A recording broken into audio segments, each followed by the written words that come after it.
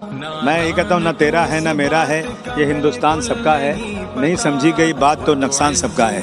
सही बात है भाई, सही बात है। सागर से जो नदियाँ मिल गईं दिखलाई नहीं देती, महासागर बनाने में मगर एहसान सबका है। आपकी तरफ से इंतजाम किया गया था, बहुत सारे लोग आए थे, क्या कहेंगे? नहीं, अज़ीमुशान मैं नहीं कह सकता हूँ, लेकिन मैं कहूँगा कि हम चाहते हैं कि हमारे लोग हम सब मिलजुल करके बैठें, एक साथ में बैठें। देखिए, हमें इस्लाम में कहा गया कि अकेले कभी खाना मत खाया करो, और इफ्तार एक ऐसी चीज़ है, अगर सब मिलजुल कर करते हैं तो अच्छा लगता है और अल्लाह को पसंद है ये, और लोग दुआएं करते हैं मिल करके।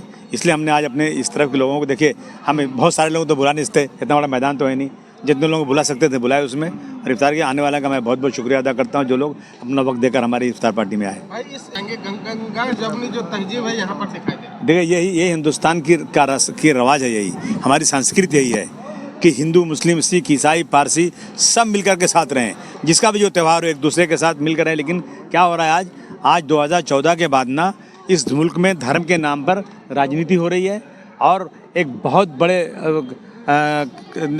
ख्याल वाले इंसान ने कहा था कि जो लोग राजनीति में धर्म को लाते हैं, समझो कि वो लोग जो है उनके गलत लोगों के हाथ में सत्ता है, और जो लोग सिर्फ डेवलपमेंट की बात करते हैं समझो उनके हाथ में सत्ता सही लोगों के हाथ में है। हमारी सत्ता गलत लोगों के हाथ में है, जो आज सिर्फ और सिर्फ डिवाइड करना चाहते हैं। मैंने अभी आप देख रहे हैं चारों तरफ से आवाज़ उठ रही है जो है औरंगज़ेब रहमतुल्लाह के बारे में। हमने कोई ऐसी बात नहीं किया था।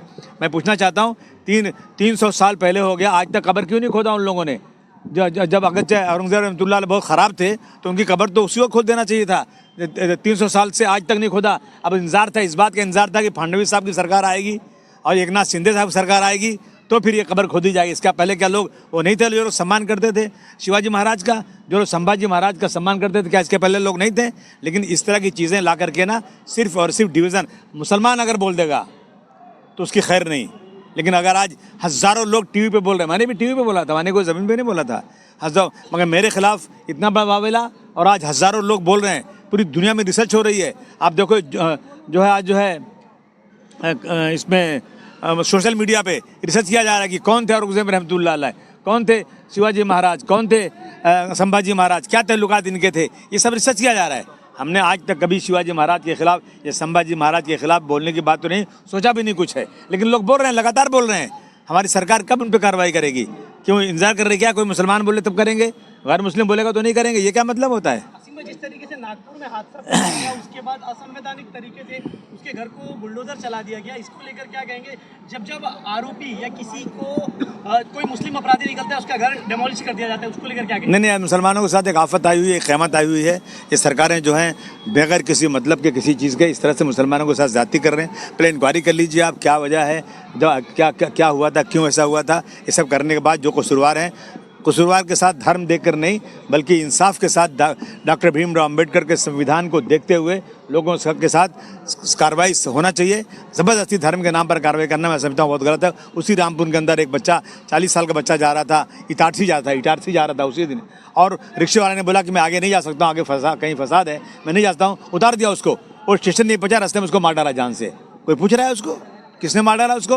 आज तक कोई बात करने को तैयार नहीं है। मुसलमानों की जान ऐसी हो गई जैसे लगता कि कोई उसका रखवाला नहीं। इसके पहले जो है कोकन के अंदर एक मुसलमान बच्चा 14 साल के बच्चे को ये कह दिया गया कि ये जो है पाकिस्तान जिंदाबाद बोल रहा था। वो मैं मिला उससे, कभी उसने जिंदाबाद नहीं बोला। उसने कहा मैं हिंदुस्तान में रहता हूँ, हिंदुस्तान जिंदाबाद, लेकिन जानबूझ करके उसको बर्बाद कर दिया गया। उसके माँ बाप की प्रॉपर्टी ख़त्म कर दी गई, उसको वहाँ से निकाल दिया गया। वो आके कल्याण में घर ढूंढ रहा है, गरीब आदमी पैसे मांग रहा है लोगों से कि मैं अपनी ज़िंदगी कैसे बसरूं। ये इस देश में हालत है, महाराष्ट्र की हालत होती जा रही है। जिस तरह से निलंबित किया गया है, सेशन से जिस तरह से निलंबित किया गया है, कई लाख लोगों का आप प्रतिनिधित्व कर रहे हैं, लग रहा है कि जनता का अपमान किया गया मानपुर शिवाजी नगर। 5 लाख लोग, 5 लाख 10 लाख जनता का अपमान है मुझे निलंबन करना।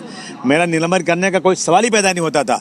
अगर देश में कानून नाम की कोई चीज़ है तो मेरा निलंबन कभी नहीं हो सकता था। मैंने कोई ऐसी बात नहीं बोली। अब कई लाख लोग बात बोल रहे हैं, उनका निलंबन कब करेंगे? उन्हें जेल कब भेजेंगे? मैं कहना चाहता हूँ निलंबित को लेकर गैर संवैधानिक फैसला लिया गया है। मूवी जो इतिहास अलग दिखा रहा है, कहीं ना कहीं लोगों में इसका नहीं, मैं कहना चाहता हूँ कि ऐसी मूवी को बिल्कुल बैन कर देना चाहिए, थिएटर में चलने नहीं देना चाहिए जो सच्चाई पर ना हो। जो मूवी सिर्फ और नफरत के लिए बनाई जाती हो, सोया हुआ है सेंसर बोर्ड भी वो जो चाहे पास कर दें। इसके पहले कश्मीर के पंडितों के बारे में हुआ, बिल्कुल सच्चाई नहीं, और हिंदू भाइयों को मुसलमानों के खिलाफ एक जो है नफरत पैदा कर दी गई। ये फिल्म छावा जो आई है ये भी वही कर रही है, सच्चाई नहीं दिखा रहे हैं। सच्चाई देखना है तो जितने हिस्टोरियन उनकी किताबें पढ़ो, उनको देखो, जो आज बोल रहे हैं गूगल में सर्च करो कि सच्चाई क्या है। सच्चाई ना करके ये सिर्फ और सिर्फ उनको वो अच्छा लगता है कि मुसलमानों को जितना भी परेशान करेंगे उतना मेरा वोट बढ़ेगा। तो ये रोज़ाना यही हो रहा है और कुछ नहीं। जो बातों को हिस्टोरियन ने हाँ, यही हुआ। क्या लगता है कि मैं क्या चल रहा है? सिर्फ मैं मुसलमान हूँ इसलिए ऐसा हो रहा है और कोई वजह नहीं। असीम भाई, जिस तरीके से टीवी डिबेट के दौरान असीम मंत्री बना दिया जाना चाहिए, इस बात को आप कैसे देखते हैं? नहीं, मैं क्या कह सकता हूँ, कोई मोहब्बत नहीं है, सिर्फ बेवकूफ़ बनाने की बात है।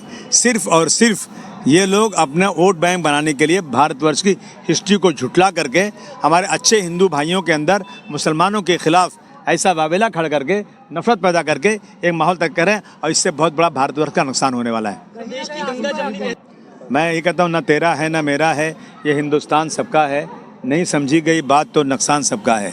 सही बात है भाई, सही बात है। सागर से जो नदियाँ मिल गई दिखलाई नहीं देती,